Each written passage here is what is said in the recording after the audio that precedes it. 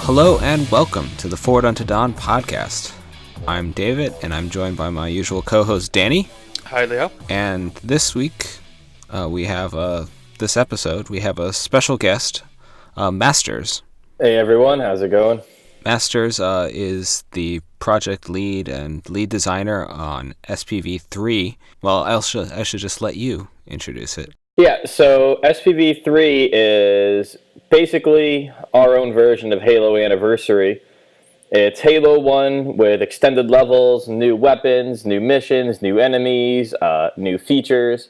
Basically everything the games have included up until Halo 5, plus things from the books. Also a lot of cut ideas and never made it into the official games. We've all taken that, put it together, and I think we did a pretty good job making a really cohesive, really fun mod that will hopefully provide people with more entertainment than they get from an official Halo campaign.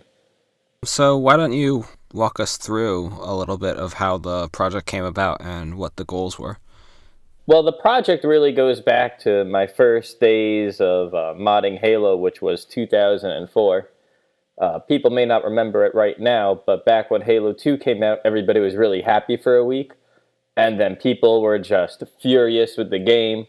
A lot of people felt it totally did a disservice to the franchise, utter disappointment, more than just the ending and the early matchmaking woes. Like, a lot of people really thought it was an abomination of the first game. And my 15-year-old self was one of those people, so I got this great idea.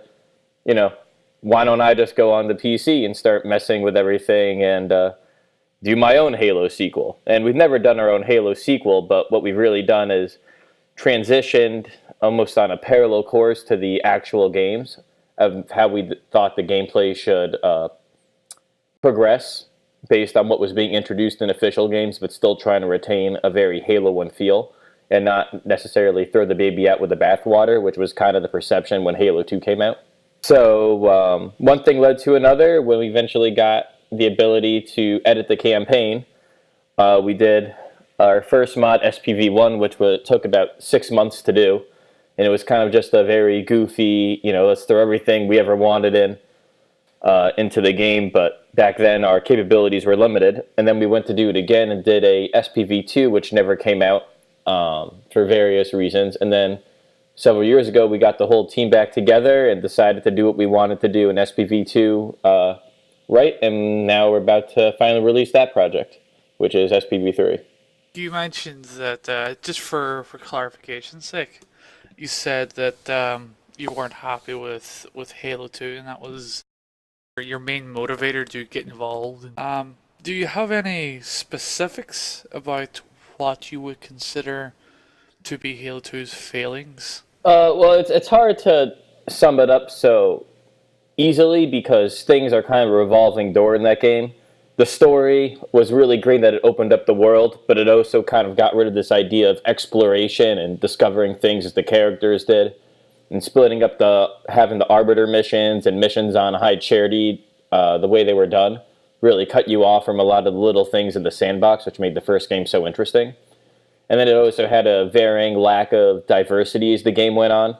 Rather than Halo 1, which kind of compounds new content onto new content, you kind of have in Halo 2 where the content ramps up and then it goes back down to where you're only fighting 2 or 3 enemies in a mission, and then you're going back to fighting 6 enemies with human weapons after you didn't have any, or you go whole missions where the only function of grenades is to stick people with the plasma grenades and there's no more use of the frags. And it just kind of was a compounded experience that way. And then also the difficulty balancing was so off on Legendary.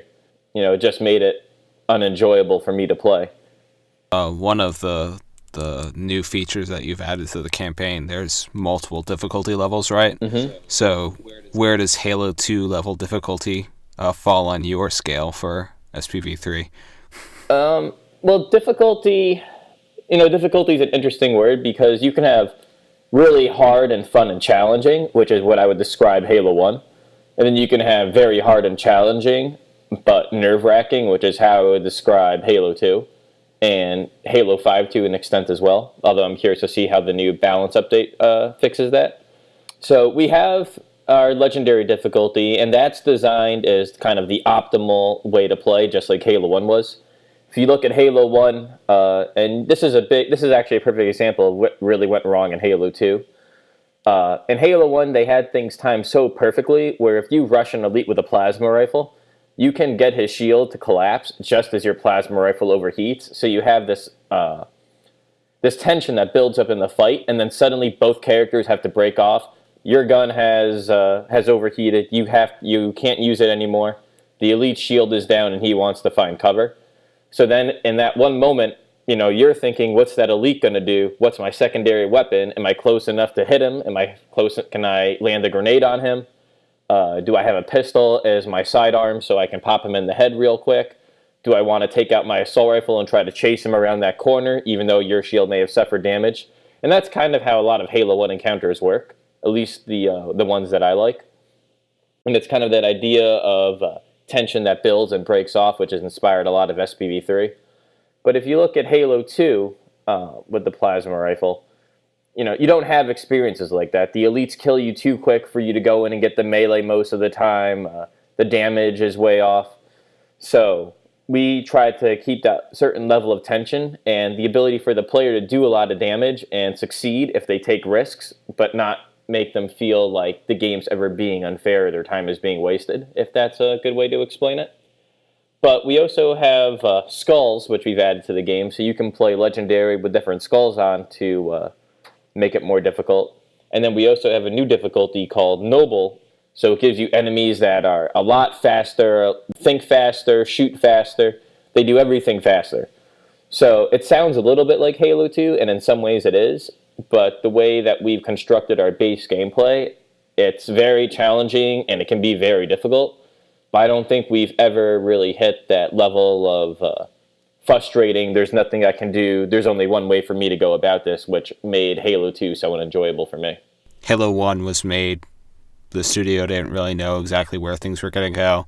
Halo 2, Bungie sort of blew open the universe, and since then, 343 now has been sort of taking on that mantle going forward and expanding the universe in a lot of interesting ways. And I think one of the most interesting things with SPV3 is that you're sort of backfilling a lot of that stuff. So can you talk about what elements you brought in from the wider universe? Yeah, sure. One of the big changes, and we get a lot of this on YouTube, is, you guys have brutes. Brutes weren't around in Halo 1. They weren't there.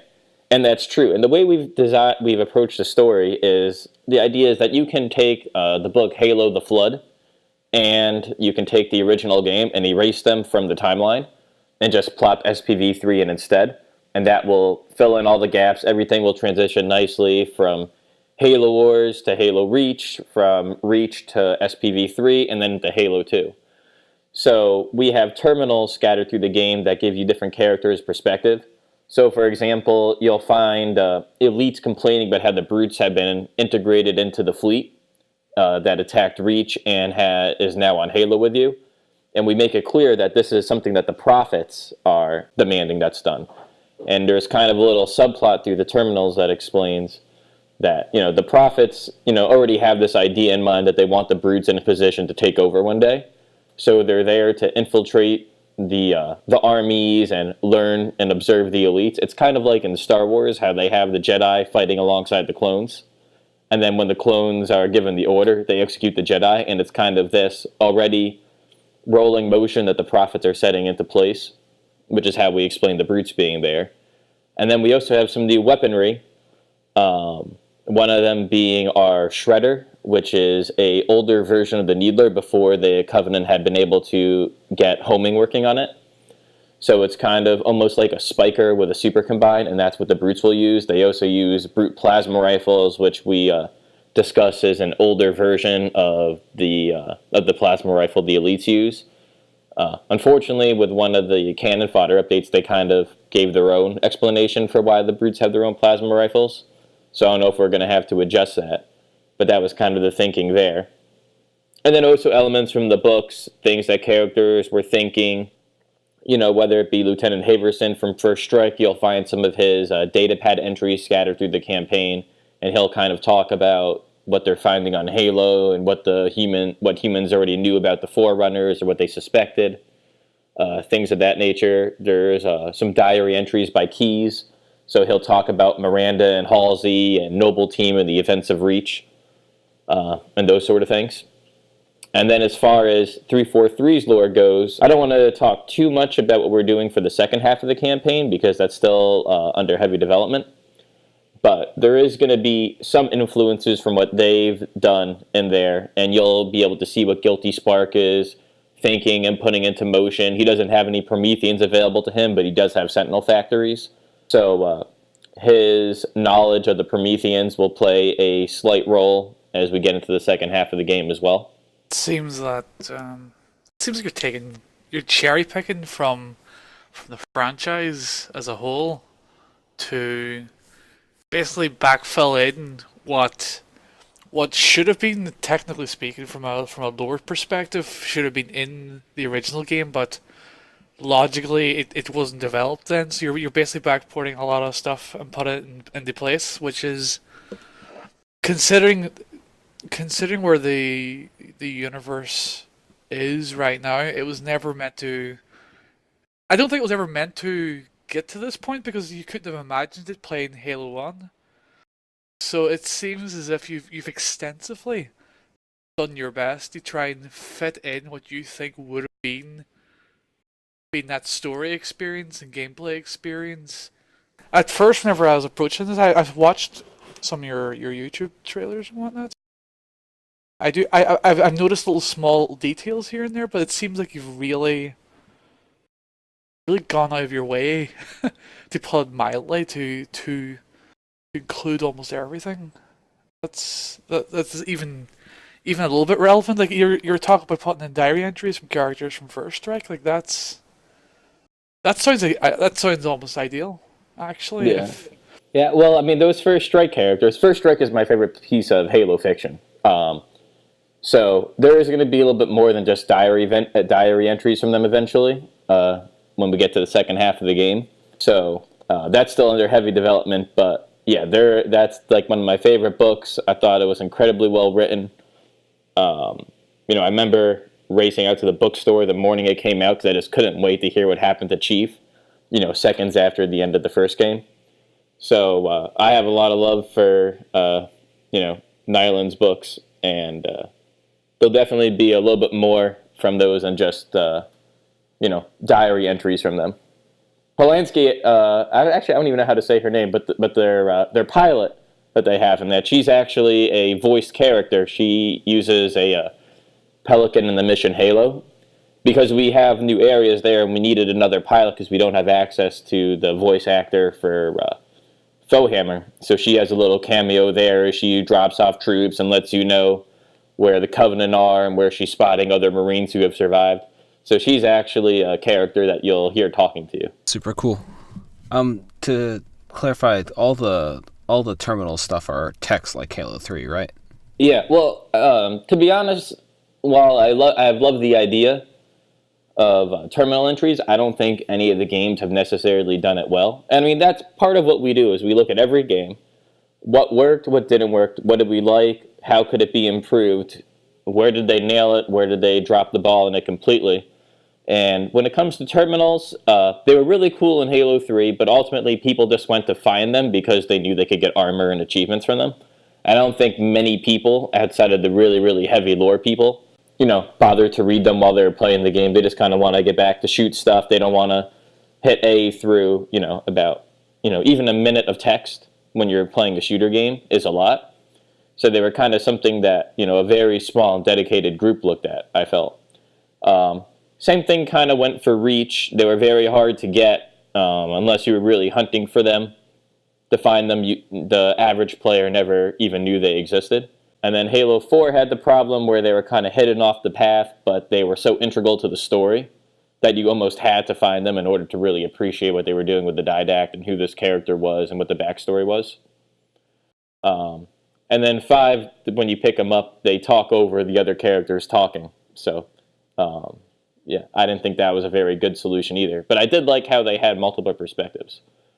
We started our terminals before it was announced what Halo 5 was doing with their data logs. I guess technically they're not terminals in Halo 5. So each terminal or data pad that you pick up, it's maybe about, it's like, it fills up your screen and when you press enter it goes away. So they're short. They're basically bite-sized paragraphs and they display different text based on what difficulty you're playing. So there's a reason to play on Heroic, Legendary, and Noble. And then we've tried to do 4 or 6 terminal entries to find per map. Basically, every faction gets 2 terminal entries per level, except there's no Forerunner 1 on Pillar of Autumn or Truth of Reconciliation, just because there's no Forerunner structures. There's nothing there. But so on Pillar of Autumn, you'll find 2 logs from Keys. You'll find 1 from the USANA, Stealth Intelligence Elite that was mentioned in the Flood, and then there's another random elite whose thoughts you'll get to hear as well. And then when you get the Halo, you find what Johnson's thinking as he's on the ring and see things from his perspective. You'll get to see what the brutes are thinking as they land. An elite's perspective as he gets to finally put his hooves back on the earth of a Halo ring where he's always wanted to be all his life, and things of that nature. So it takes maybe about 15 seconds to read one before you're back to the action. And it pauses everything in the background too. In the other games of co-op, that was kind of a problem because your buddy would be, looking at a 3-minute long video of a terminal entry while you're still trying to, run around and try to stay alive. So that's pretty much how we done them. Yeah, that's really cool. So in that way, do you kind of see, because you have armor abilities, for instance, you have sprint, you have the data pads scattered around, you have the brutes, you have things like vehicle boarding. So you kind of see, do you regard SPV3 as sort of like a director's cut almost? Obviously not done by Bungie, but sort of the fan edit after the fact?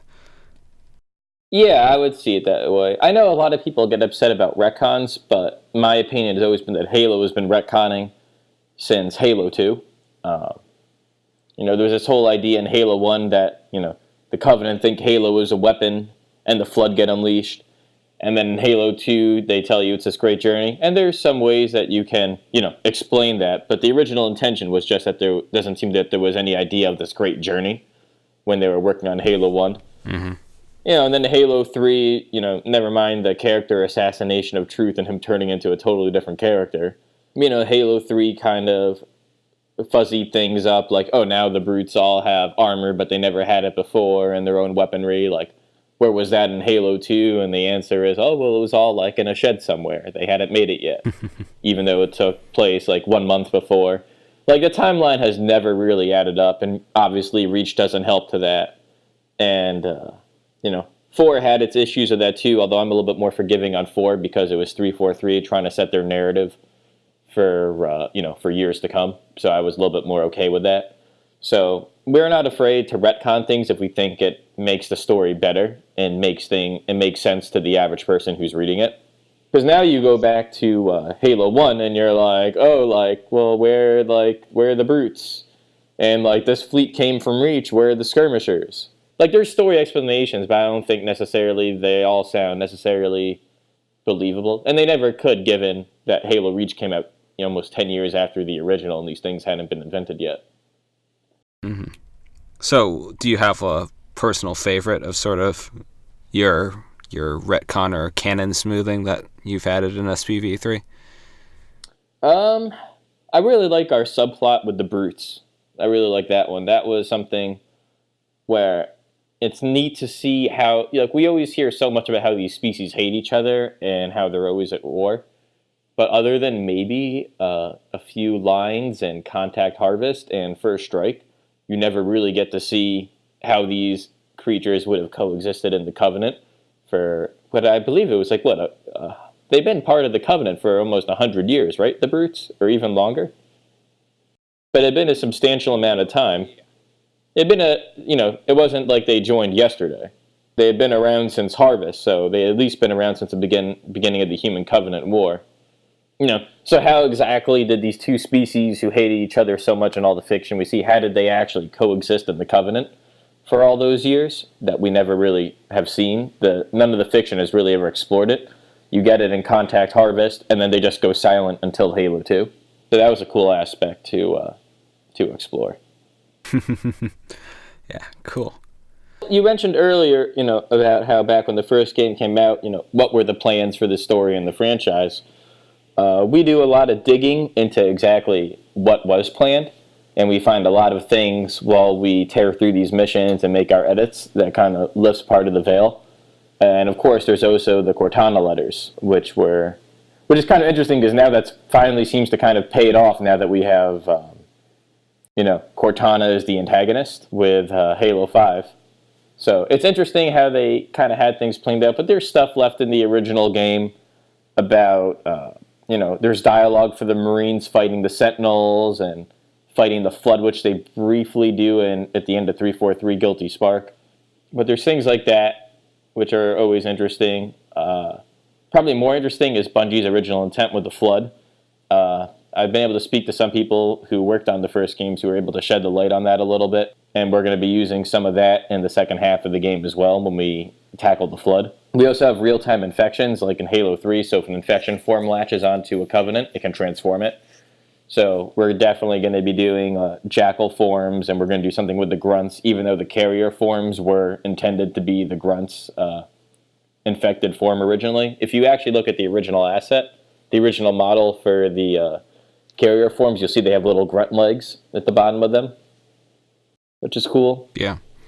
Yeah, and that later got retconned into being, they just don't have enough biomass. But that's kind of, I believe that's where the whole exploding function of the carrier form came from, because of all the methane that the grunts have. Yeah, so things like that we dig into, we try to flesh out things of that nature. So you'll also see, maybe it's not in story, but you'll see it in gameplay, things that were originally wanted to be done in the game that are now finally reality after 15 years after being cut. Mm-hmm. You have the time and the effort now to do some of the stuff that Bungie just didn't have the time and resources to do at the time they were making it, which is kind of cool. Yeah, well, I mean, I don't think people really appreciate just how pressed for time and just how that game came together. They really worked on it for maybe 9 or 11 months. I have the number somewhere in my computer about exactly, a whole timeline of the game's development. But no, they were really flying by the seat of their pants with it. What about the chances of the flora and fauna that were cut from the original game's design? There's a line of dialogue about that. Yeah, we haven't done any of that. The mission Halo is now kind of a alpine-y, almost northwest type environment. But we have that dialogue, and we could certainly do something in 343 Guilty Spark with it. Although so many people didn't seem to like how they did that with Anniversary. I'm not sure if we want to go down that route, but we certainly can if we want to. So in terms of Halo Anniversary, there were ways that you sort of designed SPV3, I guess, in contrast to that? In some areas, yeah. I mean, we're both making the game look better, but, I don't think people really want to see a version of Truth and Reconciliation that looks better than the original, but not as good as Anniversary. So we do some pretty big thematic changes. Truth and Reconciliation now takes place during a snowstorm, during a blizzard. Halo, instead of being, a very neutral colored environment like it was in the original game, and it was, Halo was very neutral colored in the original game. In Anniversary, it was very warm with like pink sunlight coming down on the valleys, and we've kind of gone for a much colder, misty, ancient. It's almost like the box art for that old game Myst, which most viewers probably won't remember. Oh, I remember it. I remember it. Yeah, like kind of just, very green, like just lots of green and wood and trees and mist and overcast, so we went with that for it. Truth and Reconciliation takes place near dawn or sunset, depending on which one you want to call it. I guess it's dawn. So, yeah, we've certainly gone with some thematic changes. The only one that really didn't get an overhaul was Assault in the Control Room. When we were doing SPV2, we had the way we had laid out the new areas to explore. We started the mission off being almost like a grassy type of Windows XP. This is the best way I can describe it. Very, very green, very open plains with trees. And as you'd get through the mission and get closer to the control room, you'd see patches of snow start to appear on the mission. But that just wasn't feasible this time around. And also, we didn't want to lose the ice patches because those are so much fun to slide the vehicles across. So that was kind of a gameplay decision as well. So that's the only mission that doesn't really have a totally new theme to it. But all the lighting is redone. There's a nice icy blue chill to the valleys. And there was a problem in the original game when they did the lighting, where the shadows outside would be too dark if they made the interiors lit too much by all the lights that they had placed on the geometry. So the interiors now are much darker, but the lights are all blown out. The oranges are more orange and stronger. The blues have stronger distance on the lights. The yellows, so when you go into the interior sections, rather than kind of being almost whitewashed blue, like they were in the original, without much contrast, now there's like lots of nice shadows and popping colors, and it looks really nice. Yeah. I was kind of afraid people would forget what it looked like and just be like, I don't see anything different here. But so far, everyone, even without being told, they all noticed the lighting changes, which is really cool. Yeah, I'm pretty happy with it. It's probably my favorite mission, actually, out of the whole mod. This release has 6 missions. It goes through the first 6 missions. Technically, the first 5 missions of the original game, and then they also have our team's total revamp of the Silent Cartographer. Yeah, sorry. So that's kind of... so basically, you play through, you get to Silent Cartographer, and then you play Silent Cartographer. You get to Silent Cartographer, and then you play through Silent Cartographer again. But it's a whole new layout with all different with a bunch of different content, like the original shadow that was shown at E3 2000 makes an appearance in the mod, and it's kind of the forerunner or forebearer to the Spectre, and then later the Prowler. So we have that, and that's something that you get a lot of interaction with on that mission. So it's a whole new mission about the story of the original, and then you get to Assault in the Control Room, and we're saving, everything with the Flood and the Sentinels as almost like its own sequel to the mod, rather than kind of we got to finish this game really quick type feeling that the original game gave you. Yeah, so SPV3 Part 2. That's what we call it. Well, you've been working on this for how long now? Well, if you really want to, it's almost easier now to say that it's been 10 years because the release date is actually the 10-year anniversary of releasing SPV1. But of course, a portion of that time was working on SPV2, and then we all kind of quit Halo modding for a while, and then we all got back together, and then we kind of restarted about halfway through it. So there's so many things that have gone into this, whether it be reverse engineering of the original game or people who have developed add-ons for the engine. It's really almost a 10-year process to make this happen. Yeah. And so when you, obviously when this gets released and then when Part 2 gets released, what do you see as being next? Well, with Part 2, we're doing something a little bit different. We've integrated extended areas to several of the levels, and in the end, it's been a really big headache. You have to worry about pace. You have to worry about pacing with them, voice acting. Sometimes the missions, the amount of scripting you have to do starts to overload the game because we have a lot of features that aren't really done the way they should be. They're done using mission scripting in ways it was never designed to. So that's been a problem. So we're actually doing new missions in the second half of the game. One of them is called None Left Behind, which will bring players back to Alpha Base and the mission Halo. After the Flood have been released and the Covenant have set up anti-air guns around the Alpha Base that the Marines have established. And then we have one called the Commander, which is going to bring players back to the Silent Cartographer once again. I can't wait for that part. Yeah, it's funny because people one of the criticisms Halo 1 gets is that it's too repetitive. They make you backtrack through these environments. But when you talk to people who are really fans of the original game, Everybody seems to actually like that to an extent. To Betrayal, Assault on the Control Room is this mission with tanks and vehicles and Marines and, Banshees soaring out of the sky that you're blowing out of the air with rocket launchers. And then you get the Two Betrayals, and it's like a total horror story. Like, you're there, you're alone, it's desolate, there's battles going off in the distance. You go into these rooms that you know from before, but there's flood rushing down the hallways. Same thing with Keys. What used to be, an onslaught against wave after wave of Covenant is now the Covenant running away from waves and waves of other enemies.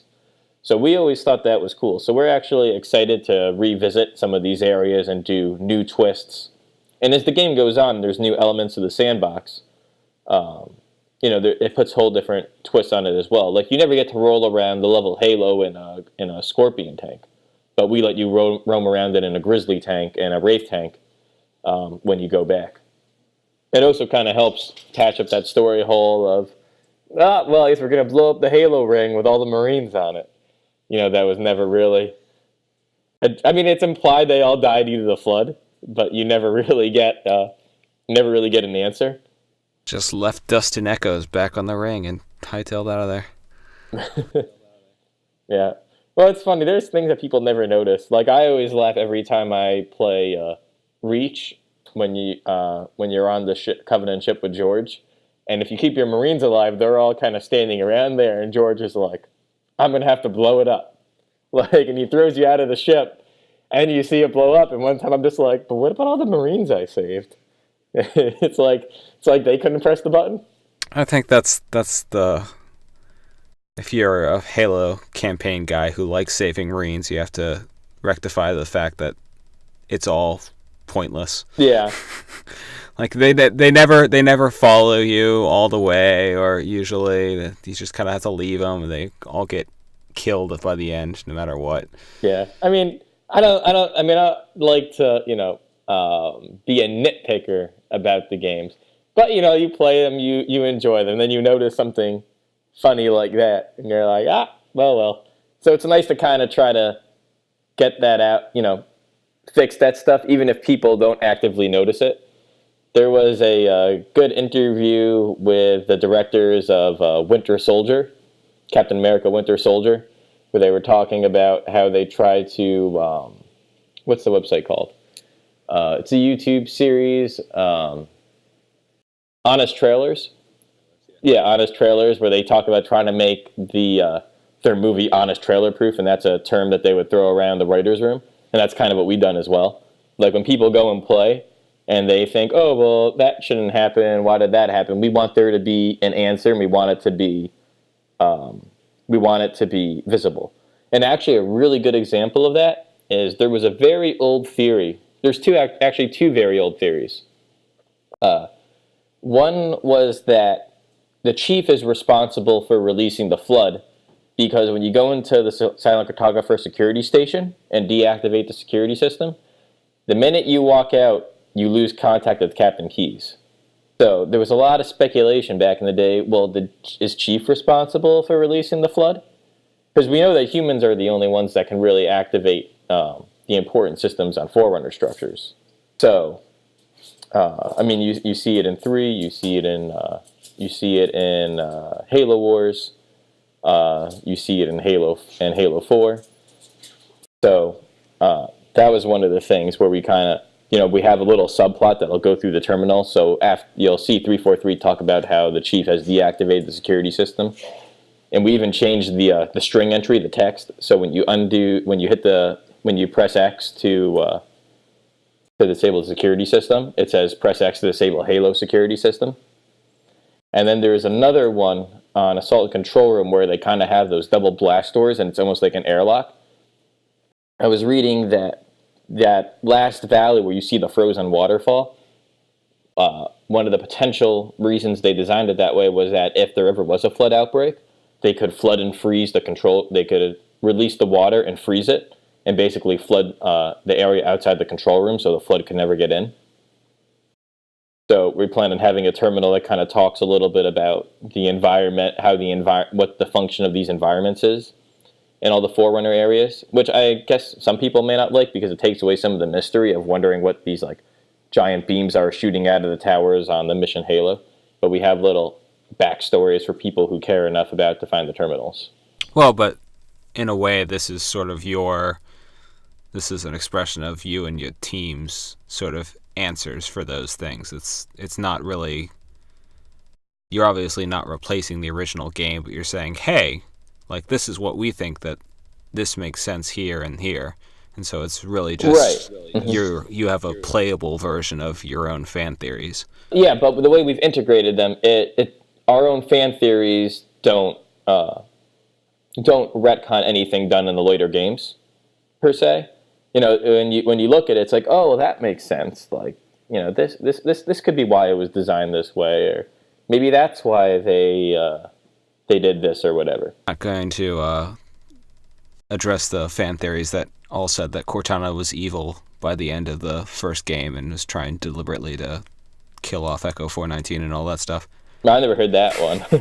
that one was that's the one I remember most from the Halo story page, was that the speculation over what the hitchhikers might be escaping convicts chapter line referred to, and the idea that it was actually Cortana had gotten changed by being in the control room, and that ultimately she was going to be the big bad in Halo 2. Yeah, I mean, the whole Cortana being the antagonist has been something that's really been led up to almost since 1. It more so came to light in First Strike, when she talks about, you know, finding the Covenant AI and dealing with her own questions about her own rampancy and wondering if she had extended herself too far. And I was really bummed in Halo 2 when that was never, you know, it's kind of like, no, she's normal, don't worry about her. Then she's with the Gravemind, and then it's like, oh man, now she's like really screwed up. And then once you find her, she's like, yeah, no, I'm fine. I'm pretty much okay. So I really loved in 4 how they finally paid off on that storyline of her questioning her own mortality and her own effectiveness. Okay. Danny, you have anything you want to say? You're silent. Anything you want to ask? I'm just in awe of this project. It seems like the ideal fan project, because these are the sort of things that you know will not be addressed. Everything from the lore to gameplay additions that you just couldn't get addressed in a proper commercial environment. But in terms of fans, you can take as long as you want as these guys, as you have, to do it right and to put in the content that you want to see in there, and not have to be bound by the restrictions that would normally bound a lot of developers or anyone in that kind of position from doing what some fans would like. You know what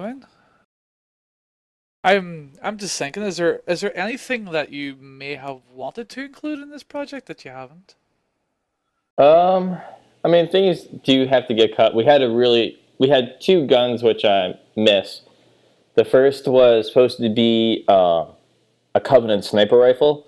One of the other things I didn't like about Halo 2 was I felt the uniqueness of certain weapons kind of was lost, and especially when you got to the beam rifle and the carbine. The beam rifle is a human sniper rifle, but with heat, and the carbine is almost like the Halo 1 pistol, but green and a rifle. You know, obviously it doesn't play identical, but, you know, you pull the trigger, a single headshot projectile comes out, you reload the gun. You know, is basically the carbine in a nutshell. So we wanted to do something different for the beam rifle, for the Covenant sniper rifle, and not make it a beam rifle. So the idea would be loaded like a shotgun, putting in huge needle shards, and when you shot someone in the head, it would kill them, and then it would explode and detonate their grenades if they were an unshielded enemy. But ultimately, we just didn't have the time to finish it, even though we had it fully implemented in all the encounters.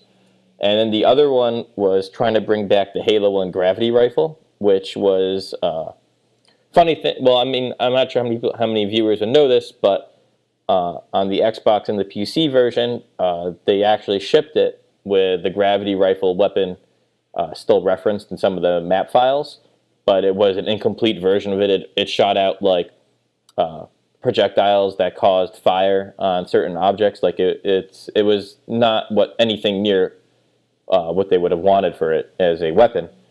But we kind of wanted to take this idea and we wanted to use our 4 grenade types and make the gravity rifle be a grenade launcher that could take the grenades that you hold in your inventory.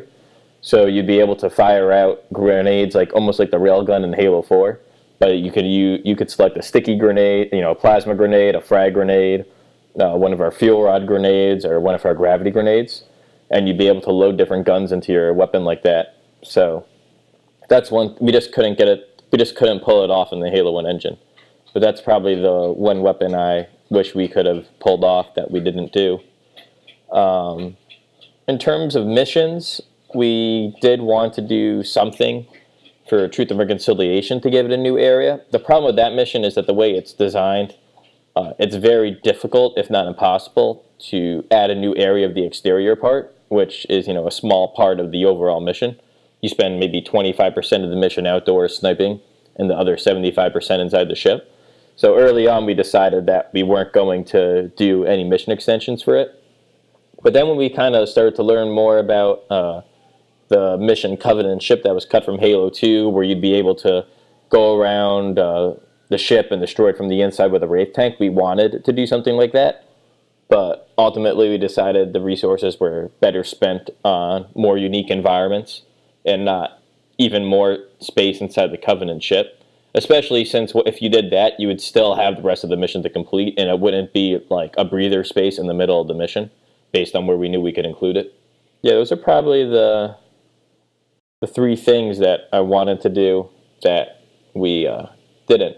And I would always like to have more armor abilities, but that was also a technical limitation where the more we added, the less stable the game would become and it could crash. So. Yeah. Okay. Well, anything else you wanted to tell us about the project? Nothing really. Just you can check us out on our subreddit and follow me on Twitter. And we're releasing on June 25th. Oh, and it's free as long as you have Halo PC installed. Yep. And if you're on PC and you haven't messed around with custom edition stuff before, you really should. It was something actually I hadn't really messed with much until we were writing about custom content for our Community Evolved Kickstarter, but there's a ton of stuff out there, and it's pretty amazing what the community's come up with. And your project is just the latest example. Yeah, there's like, while I love our project, if you haven't checked out Custom Edition, there's literally so much to check out there. Unfortunately, the multiplayer I don't think has really aged that well. It was designed for 56K modems, but there's still a lot of really cool maps you can check out. As big as the Forge community may be, the Halo Custom Edition community probably has just as much stuff. And in some ways, it's even more interesting because things could be created from scratch with the original developer tools. You're seeing entire levels constructed from literally nothing, all own textures. There's even Zelda in Halo. There's Sonic, Marathon, Metroid Prime. Like, these are all things that, while Forge is great for designing levels, you can never pull this stuff off with Forge. So there's just so many different things to explore. And even other campaign add-ons, too. We're not the only campaign for Custom Edition as well. So, if you've been... Yeah, there's a Lemuria project, or Takedown. There's tons of them out there. Yeah, so if you're wishing you had a little bit more campaign on your Xbox One or your 360, you just download it for the PC. And it all works with the controller, too. So if you're not a keyboard and mouse person, personally, I prefer a controller when it comes to Halo. You can just plug in your Xbox One controller and configure your controls and go ahead and play just like you were on Xbox. All right. So thanks, Masters, for coming on and talking about your project. No, well, thanks for having me. I'm not going to be uploading that many videos as we get near release, just because I'm going to be busy making sure everything works. But you can also follow me on YouTube. It's MasterZ1337, and then my Twitter is the same thing, but with an S, because somebody took the Z handle before I could get it. And you can find more episodes on forwarduntodawn.com or subscribe via iTunes. And you can also find episodes on YouTube at Forward Dawn. Show notes will be at forwarduntodawn.com/FUDcast18. Thanks for listening, and we'll see you guys next time.